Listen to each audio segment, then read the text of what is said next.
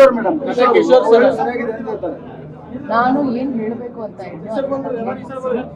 ಅಲ್ವಾ ಏನಾದ್ರು ಪ್ರಶ್ನೆ ಇದೆಯಾ ಅದ್ರ ಬಗ್ಗೆ ನಾನು ಏನ್ ಹೇಳ್ಬೇಕು ಅಂತ ಹೇಳಿದ್ದೀನಲ್ಲ ಅದು ಮುಗಿಸಿದ್ವಿ ಏನ್ ಹೇಳ್ಬೇಕು ನಾ ಏನ್ ಹೇಳ್ಬೇಕು ಅಂತ ಹೇಳಿದ್ದೀನೋ ಅದನ್ನ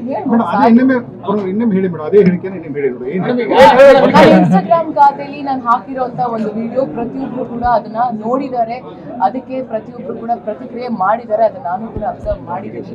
ಸೊ ನನ್ನ ಪ್ರೀತಿ ನನ್ನ ಭಾಷೆ, ಹಾಗಂತ ಬೇರೆ ಭಾಷೆ ಬಗ್ಗೆ ನಾನು ಯಾವತ್ತೂ ಕಾಮೆಂಟ್ ಮಾಡಕ್ ಹೋಗಲ್ಲ. ಪ್ರತಿಯೊಂದು ಭಾಷೆ ನಾನು ಗೌರವ ಕೊಡ್ತೀನಿ, ಪ್ರೀತಿ ಮಾಡ್ತೀನಿ. ಆದ್ರೆ ನನ್ನ ಭಾಷೆ ಅಂತ ಬಂದಾಗ ಫಸ್ಟ್ ಪ್ರಿಯಾರಿಟಿ ನನ್ನ ಭಾಷೆ ಮೇಲೆ.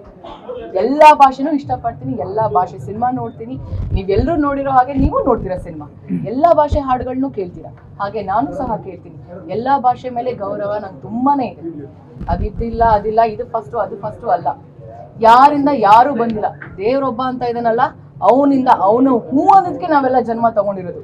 ಅವನು ಗೊತ್ತಿದೆ ಯಾರನ್ನ ಎಲ್ಲಿ ಹಾಕ್ಬೇಕು, ಯಾರನ್ನ ಎಲ್ಲಿ ಹುಟ್ಟಿಸ್ಬೇಕು, ಹೆಂಗ್ ಹುಟ್ಟಿಸ್ಬೇಕು, ಏನ್ ಮಾಡಿಸ್ಬೇಕು ಅಂತ ಅಲ್ವಾ.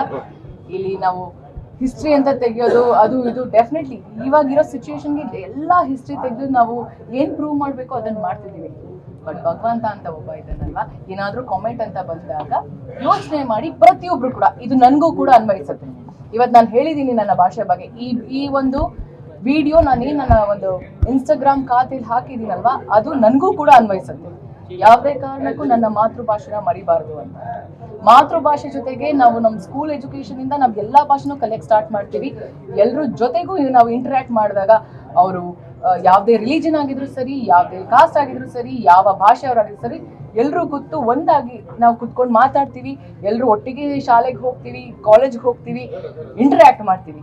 ಹಾಗಂತ ನಮ್ಮ ಭಾಷೆನ ಅವ್ರಿಗೆ ಹೇಳ್ಕೊಳ್ಳೋಣ, ಅವರ ಭಾಷೆನ ನಾವು ಕಲಿಯೋಣ, ಅದ್ರಲ್ಲಿ ತಪ್ಪೇನು?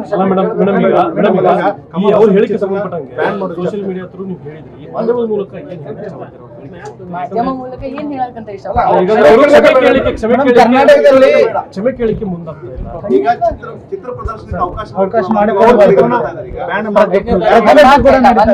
ಅದಕ್ಕೆ ಎಲ್ಲ ದೊಡ್ಡವರು ಡಿಸಿಷನ್ ತಗೊಳ್ತಿದ್ದಾರೆ.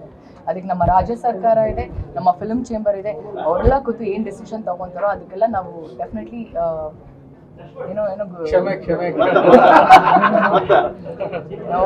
ಅದನ್ನ ನೀವು ಡೈರೆಕ್ಟ್ ಆಗಿ ಕೇಳಿ. ನಾನು ಎಷ್ಟು ನೇರವಾಗಿ ಮಾತಾಡ್ತಿದ್ದೀನಿ ಅಲ್ಲ, ನೀವ್ ಯಾಕೆ ಅಲ್ಲಿ ವಿಸ್ಪರ್ ಮಾಡೋದು? ನನಗೆ ಆನ್ಸರ್ ಮಾಡ್ತಿದ್ದೀನಿ.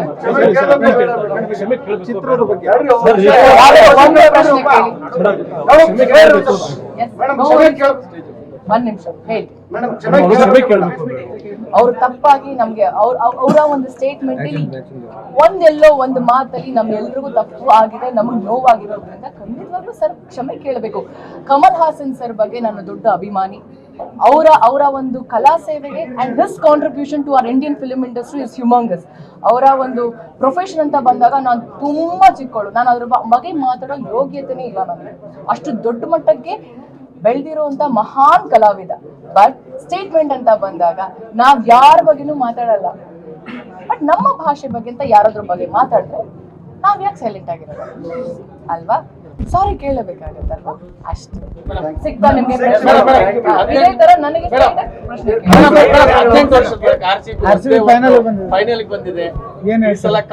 ನೋಡಿ, ಅವ್ರಿಗೆ ಬೇಜಾರಾಗ್ತಿದೆ. ನಾನು RCB ಕಪ್ ನಮ್ದೆ, ಈ ಬಾರಿ ಕಪ್ ನಮ್ದೆ. ಈ 18 ವರ್ಷ ಆಗಿದೆ, 18 ಬಂದು ವಿರಾಟ್ ಕೊಹ್ಲಿ ಅವರ ನಂಬರ್. ಸೊ ಸಂವೇರ್ ನಮಗೆ ನನಗೆ ಅಂತಲ್ಲ, ನಮ್ ಎಲ್ಲ RCB ಫ್ಯಾನ್ಸ್ ಗಳಿಗೆ ಒಂದು ಸ್ಟ್ರಾಂಗ್ ಗಟ್ ಫೀಲ್. ಈ ವರ್ಷ ಈ ಸಲ ಕಪ್ ನಮ್ದೆ ಅಂತ